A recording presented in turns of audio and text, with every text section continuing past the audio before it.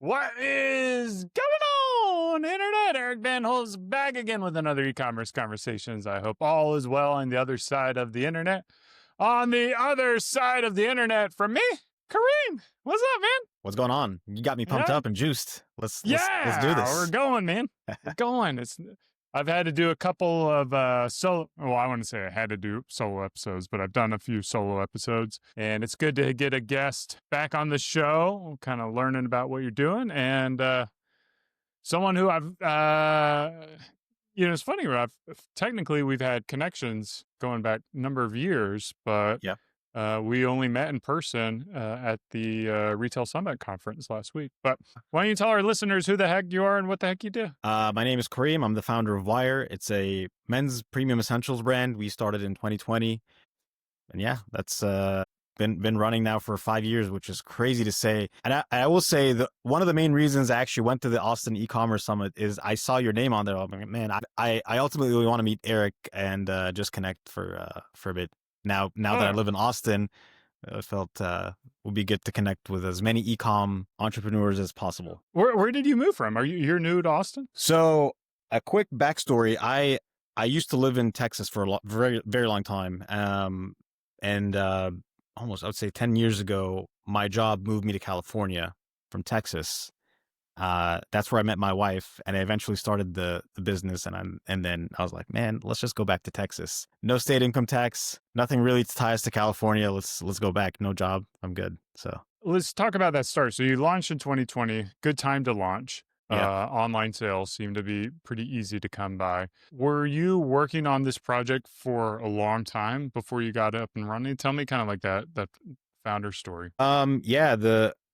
So I'm a finance guy. So I was essentially a CFO of a small division in a big company that I worked in real estate. And I was super interested in business, generally speaking. And I was like, man, I really want to do my own. I want to start my own business. I want to build value. I don't want to be just another cog. And not that there's anything wrong with that. It was honestly a really awesome job, and it was super satisfying and fulfilling. But I kind of wanted to do more. And so I initially wanted to start a sunglasses business. So I kind of have a small face. I was like, man, there's probably a niche out there for like sunglasses for small faces. I mean, if someone's listening to this and still wants to do it, I'm sure it's a great idea. But I didn't really feel that there was a big value add for me. Like I didn't have great experience in the sunglass industry. I was contacting people from Italy and China. And there really wasn't any. I was like, man, I'm going to just be another brand out there. So, yeah, and then I eventually started in clothing because I had a family connection that was in the clothing production industry in Egypt. And Egypt, as you might know, is world famous for its Egyptian cotton. And I was like, man, this will be great. I'll get to get reconnected with my culture and heritage in Egypt. And then at the same time, I'll get to, produce really high quality stuff using Egyptian cotton, which is something that Egypt was famous for. So, yeah, I went back to Egypt in January 2020 after kind of talking to this guy and coordinating a little bit. It was literally right before COVID. And, I brought a few samples of things that I liked and things that I didn't like. And we just worked around some patterns, and we ran samples for like 6 months and then eventually launched in July 2020. Yeah. So did you quit your job, or was this like a side project when you got started? Or because I mean, CFO, you were probably making fairly good pay. It was, yeah. So it was awesome that I was actually employed in a well-paying job at the time, because I lost a shit ton of money. Sorry if I don't know if I can cuss or not, but I learned by paying my way through learning, which I guess that's the best way to learn, right? But it was nice because first of all, COVID happened, and it wasn't kind of expected. I started this in January. I didn't really expect COVID was about to happen. But COVID helped a lot because one, I got to work from home for a little bit, which gave me a lot of time to, get this up and running after hours. And then it gave me the runway to burn cash, right? I mean, I was earning a decent salary. I was able to afford to lose a few bucks. And yeah, we lost a good amount of money the first year, and then we lost a good amount of money the second year. And then when we started to be profitable in year 3, that's when I decided, all right, this is going to be my full time. So Okay. Yeah. So you worked on it part-time, 2020, 2021, as you scale it up. I imagine you could tolerate that because you had income Yeah. coming in. Yeah. Like, It especially was as like a CFO, I imagine like not making money is probably pretty hard for you. well, I was a single income household, so not making money was not an option. So it was good that I had a good well, it was decent enough to make a living. It Right. wasn't bad. And then how has that transition gone? Walk me through when you knew it was the right time to go all in the apparel company. Yeah, when sales kind of took off. So as I mentioned, the first year we had in 6 months we were only able to sell 1,000 units, which was insane. I mean, we made $20,000 the first year, and then when I knew it kind of took off was when I was able to nail our selling proposition, the Giza cotton, the fit, and then the reviews kind of backed the product up.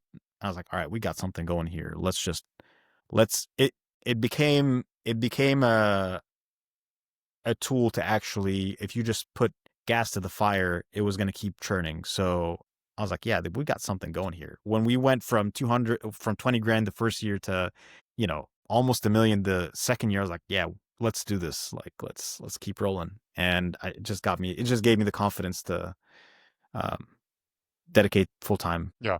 And I think you have, like, for those who don't know, you're Egyptian as well. You're born in Egypt, right? Yeah. Yep.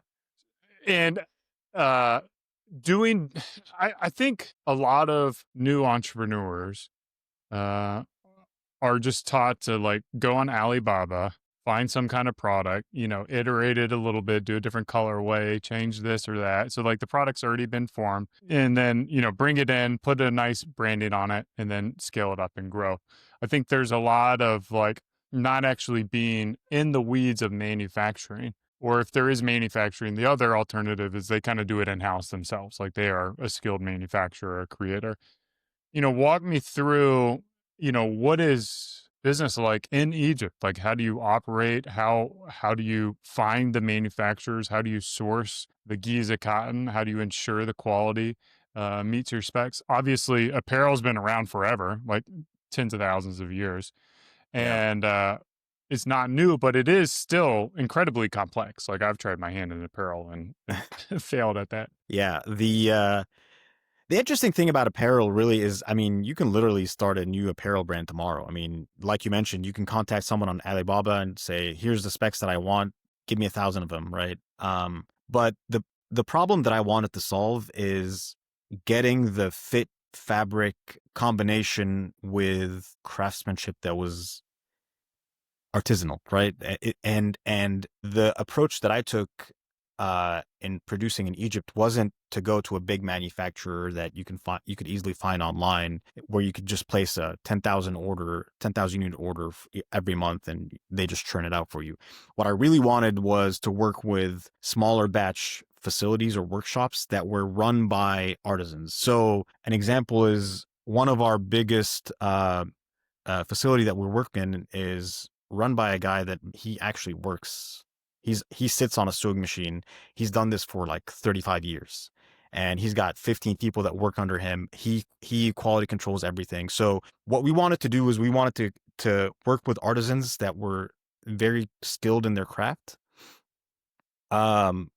And at the same time, we were able to provide enough production capacity to basically give them the stability to only work with us, which gave us a lot of control into the quality, and the types of asks that we were asking them to do. Because a lot of the stuff that we're doing isn't something that's easily done in Egypt. Like the curved hem, some of the ways that we do our stitching, the arm sky, the patterns that we do, all of that stuff. There's a lot of things that we wanted to hone in on the details that we wouldn't have been able to do with a bigger manufacturer. So that was really the approach that I wanted to take. And then obviously we had to add a quality control layer, our Yeah. quality control team on these little factories. So do you have how many factories are you working with? It would be anywhere between 5 to 6, depending on demand. Okay. But like, for example, we have a factory that we know has the right machinery, the right tools, the right kinds of people that are very skilled in dealing with like twill cotton, for example. So we have one factory that does only chinos, and then we have one other factory that only works on the curved hem, for example, because the curve requires a very skilled type of laborer that literally sits there and like makes sure that the trim is exact. So, it's we've got like specific places where we do specific things because we know that's their skill set and that's what they've done Yeah. for years. And is Egypt built in a way like you can go to Egypt and like meet with all these factories? Are they in the same kind of region, or do you have It's to go to like different cities? it's tough to meet with those smaller workshops, but it's very easy to find big fish. So Okay. if that helps. So again, because I was introduced to a production manager that has done this for years, and I kind of hired him on board, we were able to then, literally dig into, talk to smaller facilities, test them out, have them do a bunch of samples for us. And again, like this was a process that took us months. Like Yeah. we dropped, 4 or 5 facilities, since we started. We keep adding new ones. It's just trial How and did you error. find this production manager? He was through a family connection from my wife. So my wife's parents were actually in the textile industry for a while, and then it kind of fizzled out. So she was like, "Hey, we had a production manager who was super well versed. He had a lot of experience." So I was like, "All right, let me hire him." So that's Okay. how it And happened. he's in Egypt then? Yep. So Okay. now we have basically a team of 8 people in Egypt, between quality control people, inventory managers, and then production managers. And then so you have your own kind of like warehouse in Egypt where you bring Y- it all there and then ship it to Yeah, America? we've got a small warehouse basically where we run a really lean ship, right? We don't Okay. have lots of inventory there. So we almost produce almost on an ad hoc basis, which is cool. That's part of the cool thing, in running with smaller facilities. We can basically manage, hey, next month we need this, so let's just do it now. So it's quite flexible. It also, the fact that we own our yarn well in advance kind of helps that process. Yeah, let's dig into that as well, because we were talking about at the conference. There's a difference between Egyptian cotton and Giza cotton. Giza Yeah, cotton. yeah, Walk me yeah. through what are those differences and Yeah, Giza cotton is like a specific strand of long staple cotton. There's lots of grades. There's like 95 Giza cotton, 96, and whatever, 84. And they're all indicative of where the cotton was specifically grown and the strain of the cotton. And lots of people say, oh, well, it's Egyptian cotton. 9 times out of 10, it's not. There's like very few textile manufacturers that actually get Giza cotton because it's government regulated. So we were able to get down to having enough production capacity to where we were able to say, all right, we need to block off like 10 tons of Giza cotton yarn. Let's make sure we're getting it from that specific textile manufacturer because we know they produce Giza cotton. A lot of times it's just not Giza cotton. I yeah. don't know. Is there like a It's quite a rare strain of cotton. It's similar to Pima but grown in Egypt, so it's got slightly different characteristics, but genetically it's about the same. how do you like audit that? I would imagine if there's such a high demand for this that there's some adulterated Yeah, it's very tough to cotton it's where very tough. people like blend it in together or Yeah, it's very tough to audit. We just make sure that we are getting it from one source and we trust that source very yeah. well. Like they're not, yeah. So when you buy uh, the yarn, is it just like a spool of white yarn, or do Yeah. you? Yeah, Okay, literally a spool of white yarn. I wish I had an example, but yeah, it's literally a spool of white yarn. It sits there, and then we get it spun to our specs.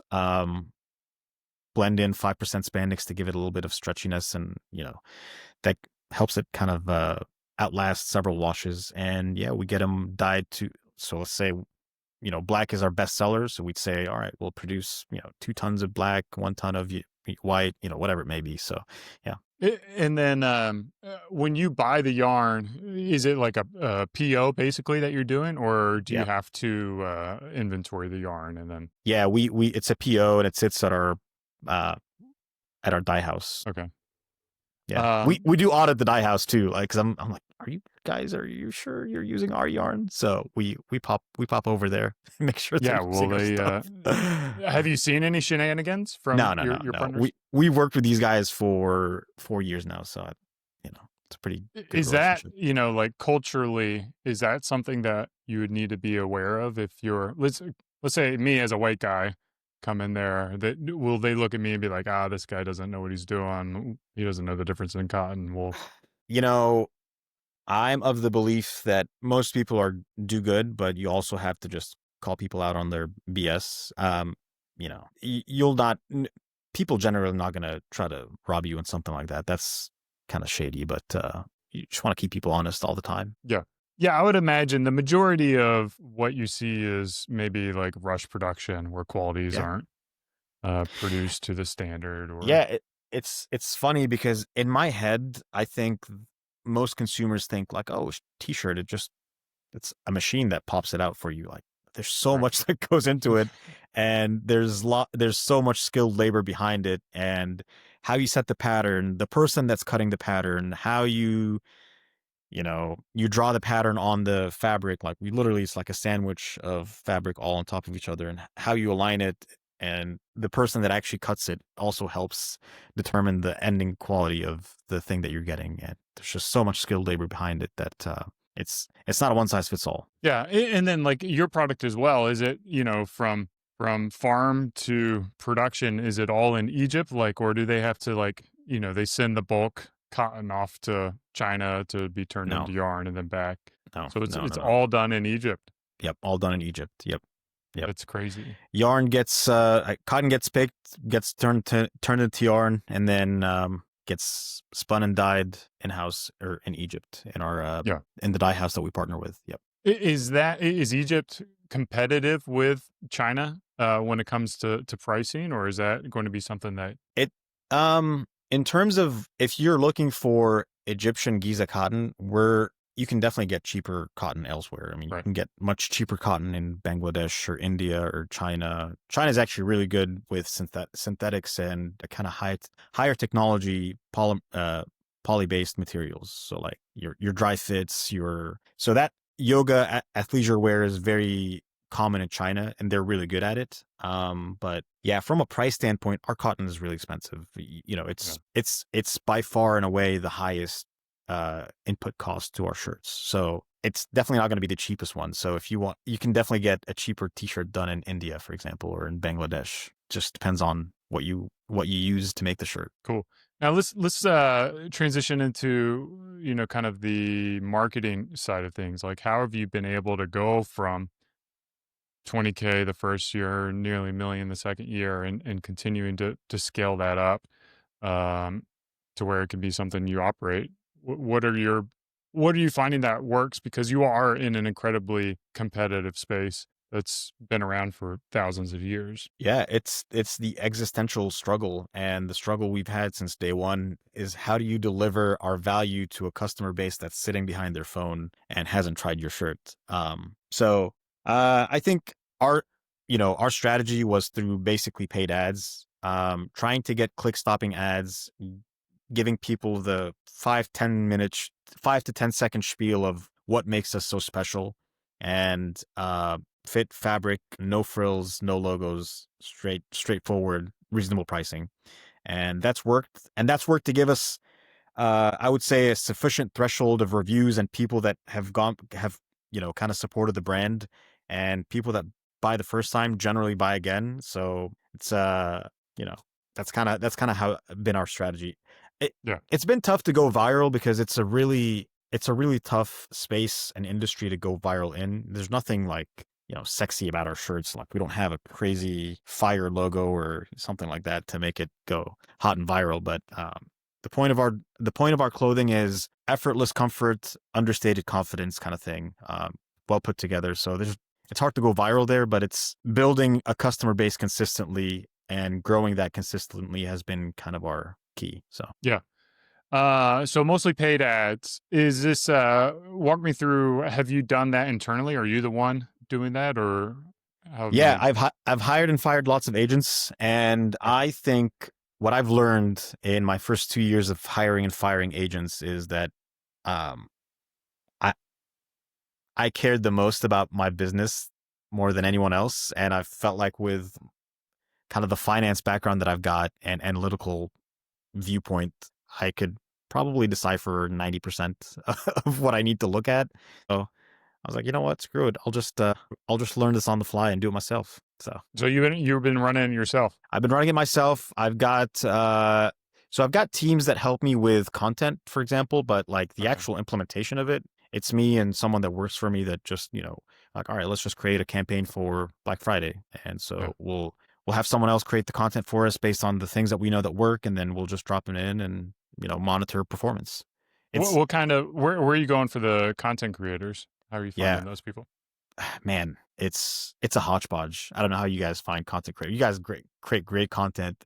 Lots of UGC content I see that you guys do, and you guys do it in-house as well. So content can be anywhere from podcasts that I do, podcasts that I shoot, um, agencies that, run funny ads, frankly have worked really well for us. UGC, basically, creators that I find online or find on Instagram that are cool or interesting, fit the brand, reach out to them. They create content for us. What's worked really well for us is stylized flat lays as well. Like, it's funny because sometimes you just don't want someone to talk to you. It's just like a really good looking t-shirt laid flat with, pants or something. That works really well for us as well. So we outsource some of that because you'd be surprised. It's really difficult to take high quality pictures of a t-shirt laid flat. So Yeah. it's just a hodgepodge. But Mm.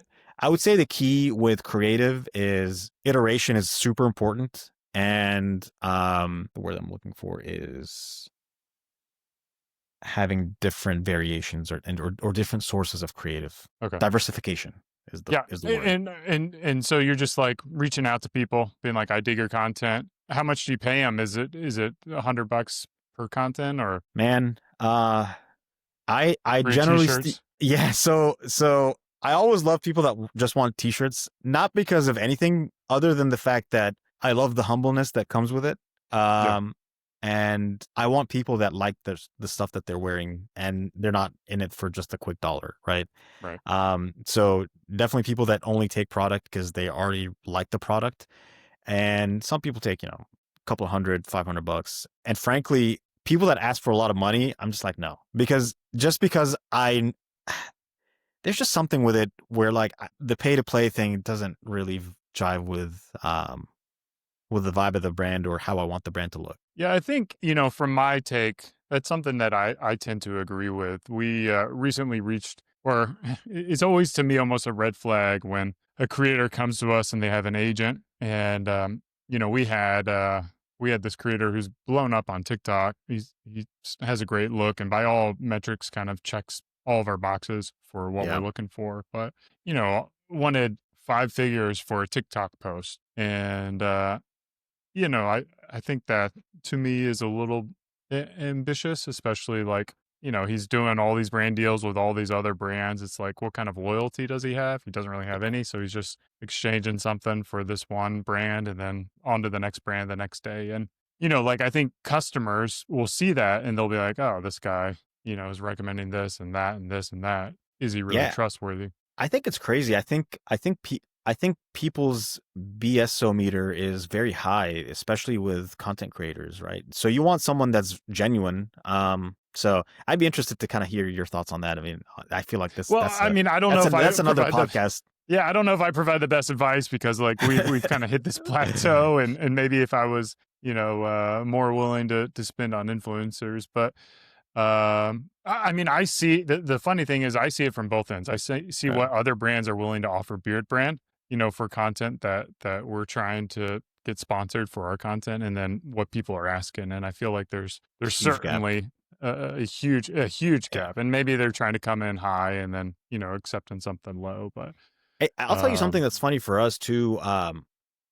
We we worked with a small PR agency, actually not small, a decently sized PR agency. We're like, man, we got to get PR behind this brand. Like, we got to be known, right? And that was kind of my focus, a part of last year. And then I was like, man, that is really not us. Like, I prefer the grassroots approach because I don't want to sign up to be the brand that's, backed by like, these influencers, athletes. We had a couple of really cool athletes that wanted, yeah, five figure numbers to sponsor us. I'm just like, man, I'm sure that would be nice, but that is just so not us. Yeah.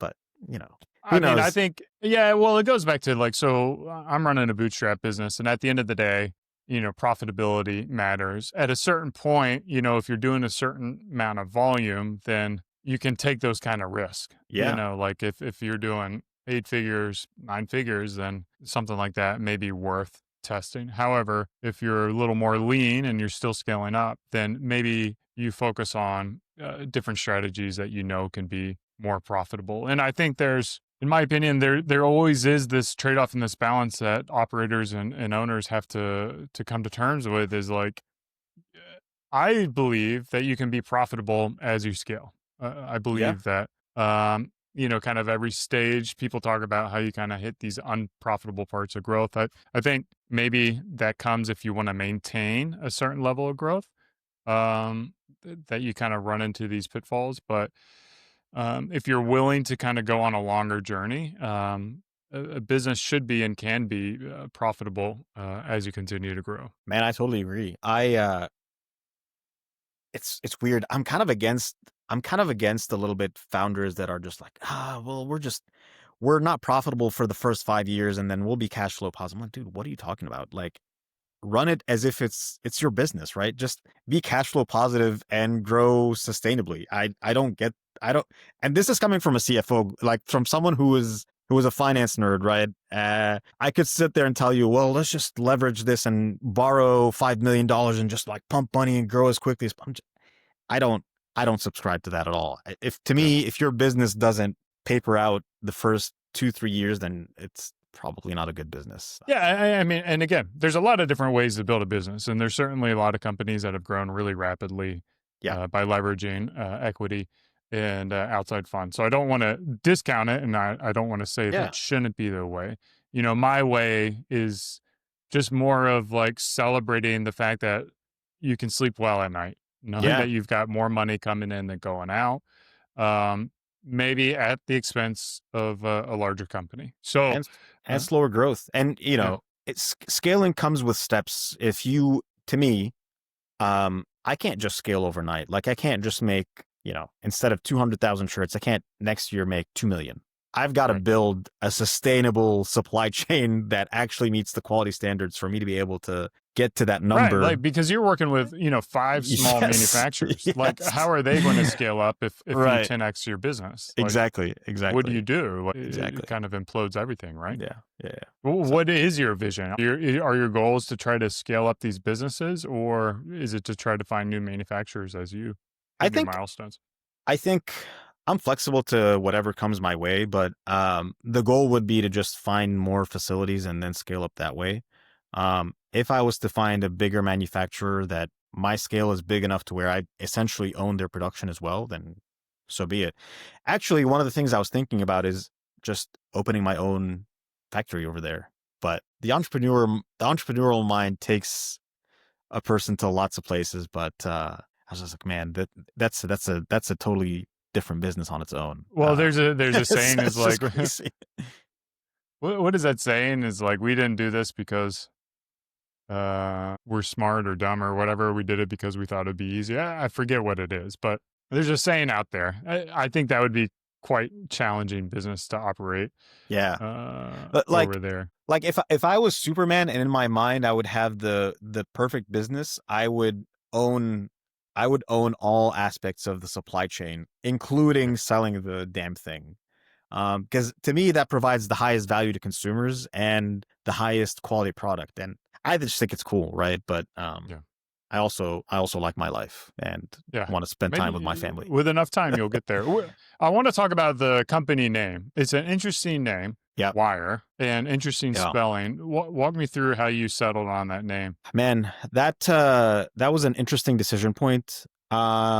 back when I wanted to create this brand, I've got a very obsessive mindset. Like if I have a question that I want to solve, I literally like just obsess about it and think about it all day long. It's crazy.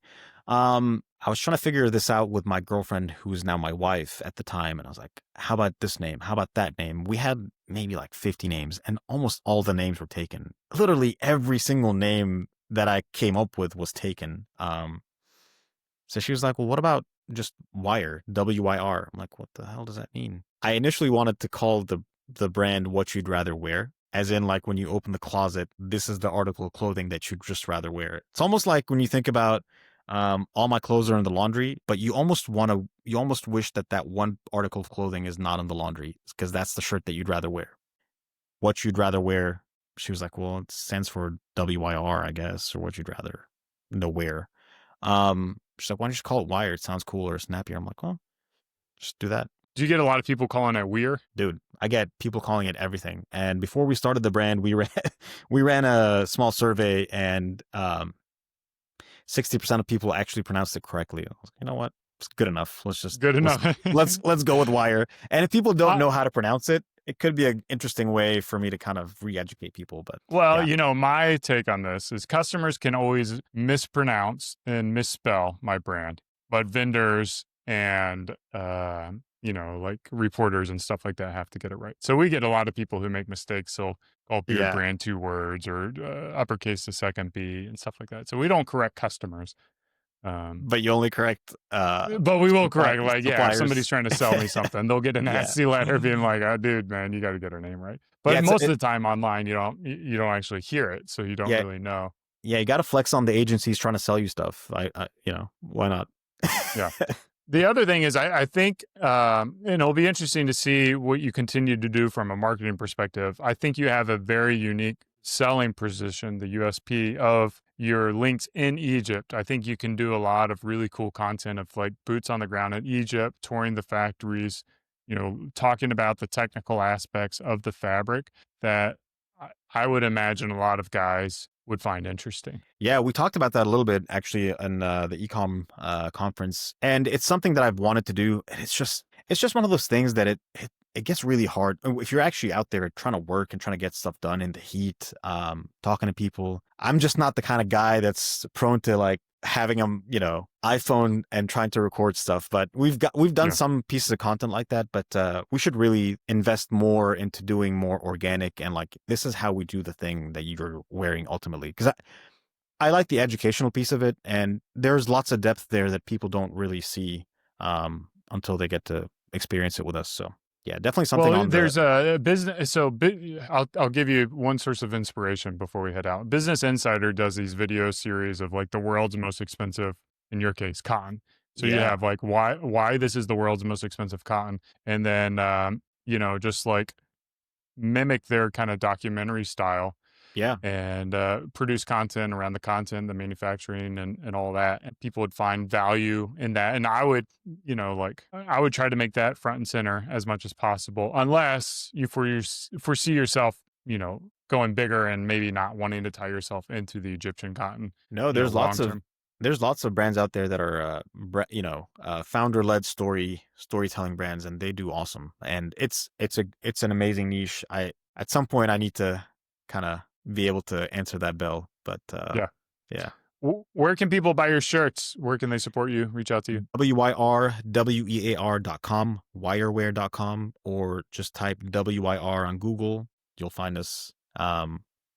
However, click at your own risk. You will get bombarded with our paid ads, but they're worth it. The shirts are worth it. I got some shirts here. I've been wearing it for a number of years. I apologize, it's a little wrinkly, but incredible fabric. It feels smooth, and I'm probably not the best person to describe fabrics, but like smooth, clean, not bumpy. Like I'm wearing this shirt. This is a lighter shirt that I'm wearing now, but completely different feel and That's texture, and the that's a quality great is there. that's a great description. Smooth feeling. That is actually how cotton's supposed to feel. It's supposed to feel smooth. It shouldn't feel bumpy and like, kind of pilling or, Yeah. that's the sign of good cotton, number one. And you mentioned something too about fit, and you mentioned that you liked, you're tending more towards like a looser, boxier, more comfort fit. And I was mentioning we have a relaxed fit line, which I prefer as well. Like sometimes I want to look, more fitted, more formal looking. But other times I'm just hanging out the house and want a comfy shirt. So the relaxed fit's really my go-to as well. So Yeah. Head over to Wirewear. I recommend it. I've worn the shirts. So obviously I'm biased because I know the founder. He's a good dude and makes a good shirt. And, always support the brands who, in my opinion, we know how hard it is out there. man, So it's a dog eat dog world. yeah. All right, Karim, man, this has been another e-commerce conversations. I hope you guys enjoyed it as much as I did. Cheers. Cheers, Eric. Keep on growing. Talk later. Bye.